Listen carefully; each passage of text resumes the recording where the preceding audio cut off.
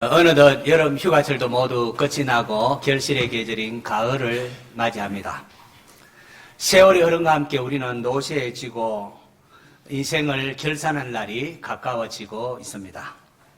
태어나서 자라고 또 학생이 되고 직장인이 되고 또 새로운 가정을 꾸미며 자녀를 낳고 키우면서 아웅다웅 하다 보면은 어느덧 늙어서 이마에 주름도 생기고 머리도 휘어지고 이도 빠지고 그렇게 하면서 죽음을 맞이하게 됩니다. 제 동생이 아프리카 선교사로 있으면서 2년마다 한 번씩 귀국을 하는데 그럴 때면은 부모님을 모시고 이곳저곳 다니면서 삼계탕 같은 음식을 사다 드리고 먹이곤 합니다. 그리고 부모님 집에 있는 낡은 가구, 쓸데없이 막 모아놓은 이런 것을 다 갖다 버리고 좀 중고품이지만 부모님에게 꼭 필요한 것들을 새로 이렇게 사드립니다.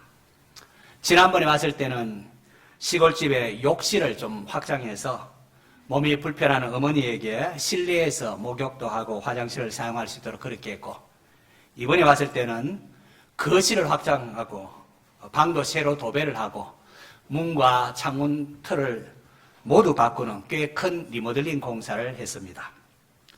그동안 부모님이 힘들지만 한 해만 더 하면서 농사를 지었는데 더는 힘에 버거워 올해를 마지막으로 해서 밭을 타인에게 양도해서 내년부터는 이제 집에만 이렇게 머물기 때문에 그렇게 했습니다. 어머니는 지난해 교통사고 이후로 거동이 불편해서 아버지께서 식사를 준비해서 또 이렇게 같이 식사하십니다. 그러다 보니까 아버지도 몸이 많이 약해지셨습니다. 혹시 치매라도 와서 자식들 고생시킬까봐 그렇게 염려하곤 하십니다. 나이가 들면 거동도 불편해지고 정신도 또 까딱까딱 왔다 갔다 하지 않습니까? 집 리모델링은 업체를 불러서 했는데 얼마 되지 않은 선교사의 사례비를 모아서 이렇게 부모님을 섬겼고 또 이번에는 미국에 있는 조카들이 좋은 곳에 이제 직장에 취직해서 번 돈을 보내왔다고 그렇게 합니다. 저희 부부도 그 소식을 듣고 없는 재정이지만은 어머니가 좋아하는 문이 4개 달린 신형 냉장고를 사서 이렇게 보내드렸습니다. 부모님은 집을 리모델링 하니까 너무 좋아서 고향 교회 목사님을 모시고 감사 예배를 이렇게 드렸다고 합니다. 지난 주간 휴가를 맞아서 제일 먼저 부모님을 찾아뵙고 모처럼 동생 네와 함께 시간을 보냈습니다. 그렇게 제 동생 부부가 부모님과 시간을 보내다가 이제 다시금 아프리카로 떠났는데 떠나기 전에 공항에서 저와 통화를 했습니다. 하면서 형, 아버지가 우시더라 그러게. 아마도 몸이 많이 약해지셔서 내 생전에 이 아들을 또 보겠나 아마 그런 마음이 들지 않았을까 생각을 합니다. 그래서 제 마음도 얼마나 짠하던지요. 그래서 휴가 마지막 날 다시 한 번 더 또 동생이 빈자리 너무 섭섭할까 싶어서 부모님을 다시 한번 찾아뵙고 왔습니다. 오늘 설교 제목은 연로하신 부모님과 아프리카 떠난 동생 내외를 생각하는 가운데에 제 머리에 떠오른 문구입니다. 아마 40세 이상 되시는 분들은 아마 한 번쯤 이상은 아마 오늘 설교 제목을 들었을 겁니다. 여보, 아버님 댁에 보일러 놓아드려야겠어요. 1990년대 국내 한 보일러 회사가 TV에서 광고했던 문구입니다. 눈이 내리는 차가운 겨울에 시골에서 연탄을 갈고 있는 부모님의 모습이 나오고 곧이어서 도회지에 사는 며느리의 음성이 들려오는데 여보, 아버님 댁에 보일러 놓아드려야겠어요 라는 CF 광고였습니다. 자신들이 오늘에 있기까지 뒷바라지 해주신 부모님께 감사하는 모습, 자신들은 도시 아파트에서 따뜻하게 지내지만 추운 날씨에 시골에 계시는 부모님을 생각하며 보일러 놓아드려야겠다는 며느리의 효심이 담긴 이 영상, 많은 사람을 감동케 했던 광고였습니다. 이제 더 이상 농사일이 힘들어서 못하시겠다는 부모님을 보면서 언젠가 우리 모두에게 찾아올 죽음을 생각하게 되었습니다.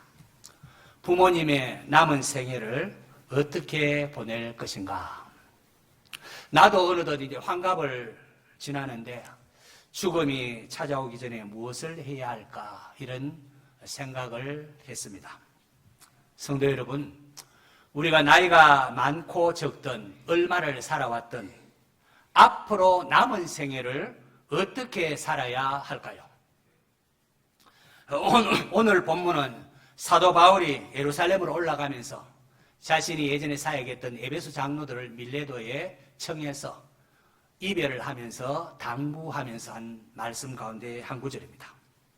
이제 다시 서로의 얼굴을 보지 못할 것이라 생각을 하면서 바울은 에베소 장로에게 내가 달려갈 길과 주 예수께 받은 사명 곧 하나님의 은혜의 복음을 증언하는 일을 마치려 하면은 나의 생명을 조금도 귀한 것으로 여기지 아니하노라. 생명보다 더 귀한 것도 있구나 하는 것을 발견했습니다. 여러분, 생명이 얼마나 귀합니까? 온 천하를 얻고도 자기 생명을 잃으면 무슨 소용이 있겠습니까? 억만금의 재물을 쌓아두어도 생명을 잃어버리면, 목숨을 잃어버리면 아무 소용이 없습니다. 아무리 좋은 대학에 들어가고 높은 벼슬을 해도 생명보다 귀하지는 않습니다. 그런데 생명조차도 조금도 귀한 것으로 여기지 아니하노라. 이런 생명보다 더 귀한 것이 있다는 것입니다. 그것이 무엇입니까? 사명입니다. 여러분, 사명이 생명보다 귀하다는 생각을 해 보셨는지요? 가령 군인에게는 나라를 지키는 사명이 있습니다. 그런데 적들이 쳐들어올 때에 아이고 나 살자 하면서 도망을 쳐버리면 어떻게 되겠습니까? 군령에 따라서 자기 목숨을 걸고 자기가 지켜야 될 진지를 지켜야 후방에 있는 형제 부모가 안전할 수 있는 것 아니겠습니까? 우리 그리스도인은 십자가의 군병으로 부름을 받은 자들입니다. 우리의 대장이신 주 예수께 받은 사명에 대하여 생각해 보셨는지요? 그저 돈 버는 일에만 몰두하고 있지는 않습니까? 주 예수께 받은 사명, 바울은 이것을 자기 생명보다 더 귀한 것으로 여긴다고 했습니다. 몇 년 전에는 당진으로 이렇게 휴가를 갔는데 그곳에 있는 시문 선생이 집필 활동을 했던 필경사에 들렸습니다. 필경사 입구에 커다란 비석에 시문 선생이 지은 그날이 오면이라는 시가 새겨져 있었습니다.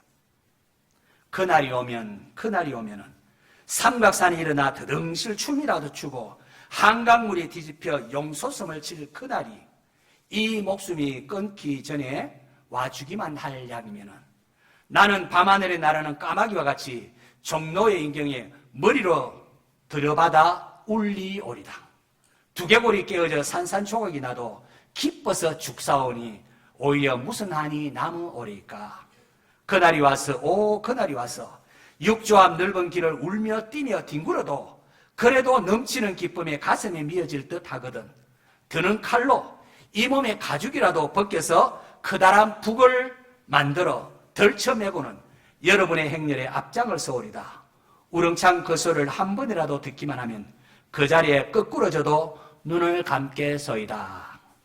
독립운동가들이 이 나라의 해방만 맞이할 수 있다면 기꺼이 자기 목숨이라도 내어놓겠다는 결의가 담긴 그러한 시였습니다. 2004년 유엔으로부터 올해 세계 지도자상을 수상을 했고 2005년 타임즈 또 그 다음에 또 다른 여러 가지 곳에서 세계에 가장 영향력 있는 백인에 뽑혔던 오프라 게일 윈프리입니다. 라는 흑인 여성이 있습니다. 그녀는 혼혈아의 가정에 태어나서 불우한 어린 시절을 보내었습니다. 그러다가 독서를 통하여 자신의 삶을 새롭게 정립하고는 이후에 여성 토크 진행자가 되어서 세계 수많은 사람들에게 선한 영향력을 발휘를 했습니다. 그녀의 자서전 이것이 사명이다라는 책이 있는데 그녀가 가진 4가지 인생 철학이 담겨져 있습니다. 첫째, 남보다 더 가졌다는 것은 축복이 아니라 사명이다. 둘째, 남보다 아파하는 것이 있으면 그것은 고통이 아니라 사명이다. 셋째, 남보다 가슴 설레는 게 있다면 그것은 망상이나 착각이 아니라 사명이다. 또 남보다 부담되는 거, 불편하게 보면 막 불편한 거, 그런 부담되는 것이 있다면 그것은 강요가 아니라 사명이다. 오프라 윈프리는 성경의 모세를 롤 모델로 삼고 사명을 발견했다, 그런 고백을 했습니다. 성도 여러분, 여러분의 사명은 무엇입니까? 주님께서 여러분에게 어떠한 재능을 주셨고 어떤 아픔을 주셨고 무엇이 여러분의 마음을 설레게 만들고 있습니까? 무엇을 보면 마음이 불편하고 부담을 느낍니까? 사명을 발견하고 그것을 위하여 기도하시기 바랍니다. 하나님, 우리가 그냥 혼자 예수님 믿고 구원받고 천국 가는 것을 원하지 않습니다. 그럴 바에야 일찍 그냥 천국 데려가는 게 더 좋지 않겠습니까? 우리가 숨쉬고 살아있으면 이 땅에서 해야 할 일이 있기 때문입니다. 여러분은 이런 기도를 해보셨습니까? 하나님, 나를 통해 무엇하기를 원하십니까? 그런 기도 말입니다. 하나님, 나를 통해 무엇하기를 원하십니까? 또 그것을 위하여 여러분 자신을 드릴 마음은 있으신지요? 그게 올바로 예수 믿는 사람의 모습입니다. 성경은 그가 모든 사람을 대신하여 죽으시면, 예수님께서 우리 모든 사람을 대신하여 죽으시면 살아있는 자들로 하여금 다시는 그들 자신을 위하여 살지 않고 오직 그들을 대신하여 죽었다가 다시 살아나신 이를 위하여 살게 하려 함이라 라고 했습니다. 날 대속하신 주님을 위해 사는 것, 사도 바울은 이것이 구원받은 백성의 사명이다 라고 했습니다. 다시 묻습니다. 여러분은 구원을 받았습니까? 구원은 내 힘으로 쟁취하는 것이 아니라 전적인 하나님의 은혜로 주어진 것입니다. 나 같은 죄인을 위하여 하나님께서 그의 독생자 예수 그리스도를 이 땅에 성육신 되게 하셨고 죄가 전혀 없으심에도 십자가에서 피 흘려 내 죄를 대신 담당케 하셨습니다. 우리는 그 복음을 믿음으로, 그냥 믿음으로 구원을 받는 겁니다. 하나님께서 왜 저와 여러분을 구원해 주셨을까요? 나는 예수님 믿었으니 구원받았어. 이제 뭐 다 됐어. 앞으로는 이제 내 마음대로 살아도 되겠네? 그렇지 않습니다. 그렇지 않습니다. 구원은 내 마음대로 살라고, 나의 욕심, 정욕을 추구하라고 허락한 게 아닙니다. 나를 높이고 자랑하라고 주어진 것이 아닙니다. 그가 우리를 대신하여 자신을 주시면 모든 불법에서 우리를 속량하시고 값을 대신 치르시고 우리를 깨끗하게 하사 선한 일을 열심히 하는 자기 백성이 되게 하려 하심이라. 하나님이 우리를 구원하시면 우리로 하여금 우리를 새 사람 되게 하셔서 선한 일을 열심히 하는 하나님 백성이 되게 하기 위함이라고 했습니다. 예수님은 제자들에게 너희는 온 천하에 다니며 만민에게 복음을 전파하라 그렇게 말했습니다. 마가복음 그렇게 했는데 마태복음 넘어오면은 너희는 가서 모든 민족을 제자로 삼아 아버지와 아들과 성령의 이름으로 세례를 베풀고 내가 너에게 분부한 모든 것을 가르쳐 지키게 하라고 되어 있습니다. 나만 구원받고 나만 그냥 하나님 말씀 순종하는 것으로 끝나는 게 아니라 다른 사람들에게도 복음을 전해서 함께 하나님의 말씀에 순종하는 아름다운 세상을 만들어가는 것이 우리에게 주어진 사명입니다. 성도 여러분, 사명이 내가 이 땅을 살아가는 이유입니다. 사명을 망각하고 그저 돈 많이 벌어서 부자가 되어 떵떵거리며 사는 것이 삶의 목적이 되어서는 안 됩니다. 그리스도인 학생이라면 사명을 가지고 열심히 공부해야 하고, 그리스도인 주부라면 사명을 가지고 사랑으로 집안일을 해야 하고, 그리스도인 사업가라면 사명을 가지고 정직하게 사업을 하시고, 그리스도인 정치가라면 사명을 가지고 세상을 밝히는, 세상을 변화시키는 그런 정치를 해야 하는 것입니다. 예수님께서 공생애에 하신 말씀을 여러분 한번 보십시오. 인자가 온 것은 섬김을 받으려 함이 아니라 도리어 섬기려 하고 자기 목숨을 많은 사람의 대속물로 주려 함이니라 했습니다. 인자가 온 것은 사명을 위하여 달려가시는 예수님의 모습을 볼 수가 있습니다. 이 사명을 감당하기 위하여 주님은 십자가의 그 모진 고난을 당하셨고, 우리의 죄를 대속하기 위하여 대속물로 피 흘려 죽어 주셨습니다. 인자가 온 것은 잃어버린 자를 찾아 구원하려 함이니라. 이 사명을 감당하기 위하여 주님은 세리 삭개오를 찾아오셨고, 세리와 죄인의 친구라는 소리를 듣기를 부끄러워하지 않으셨습니다. 무엇보다도 죄인인 나를 구원하기 위하여 십자가조차 개의치 않으셨습니다. 사도 바울도 사명을 위하여 달려가다가 목이 베어서 순교를 당했습니다. 베드로도 사명을 위해 살다가 거꾸로 십자가에 달려 순교했습니다. 주기철 목사님, 손양은 목사님을 본받고 싶습니까? 그들도 사명을 위하여 달려갔고 끝내 순교를 했습니다. 생명보다 귀한 것이 사명이라는 겁니다. 사명을 감당할 때 우리 예수님께서 잘하였다, 착하고 충성된 종아, 내가 적은 일에 충성하였으면 내가 많은 것을 내게 맡기리니 내 주인의 즐거움에 참여할지어다 라고 칭찬하시며 상을 주십니다. 예수님께서는 누구든지 자기 목숨을 구하고자 하면 잃을 것이요, 누구든지 나와 복음을 위하여 자기 목숨을 잃으면 구원하리라 라고 하셨습니다. 성도들에게는 주와 함께하는 영광스러운 부활이 있습니다. 죽음을 이기는 권세가 우리 예수님에게 있습니다. 그렇기에 사명이 생명보다 귀한 겁니다. 죽어도 우리에겐 부활이 있기 때문에. 사명이 생명보다 귀하고 우선입니다. 사명이 내가 살아가야 할 이유입니다. 여러분, 아무리 좋은 것도 그 목적을 잃어버리면 쓰레기가 되지 않습니까? 마찬가지로 우리 인생도 사명을 망각하면 쓰레기 인생이 되고 마는 것입니다. 성도 여러분, 나에게 사명을 맡기신 분이 하나님이십니다. 우리의 왕이신 그리스도이십니다. 바울이 사명을 위하여 달려갈 때에 그는 혼자가 아니었습니다.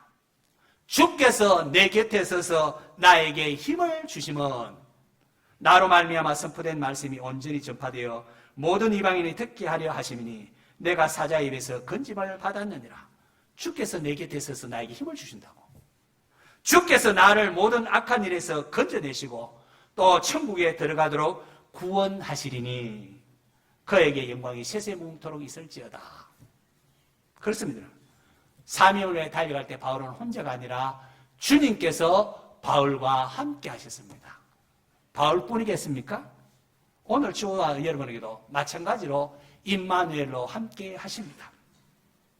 우리는 조금만 힘이 들면 그만 낙심되고 막 포기하려고 합니다.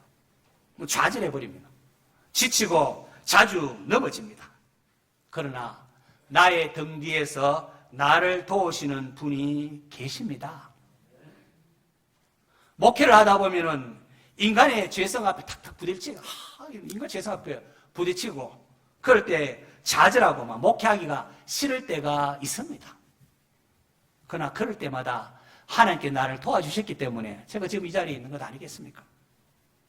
우리는 연약하지만 나를 돕는 주님은 전능자이십니다.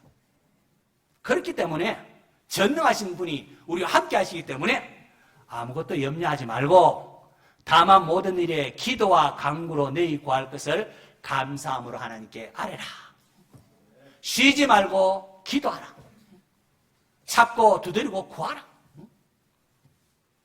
누구든지 주의 이름을 부르는 자는 구원을 받으리라. 그렇게 성경은 우리에게 말씀하고 있는 것입니다.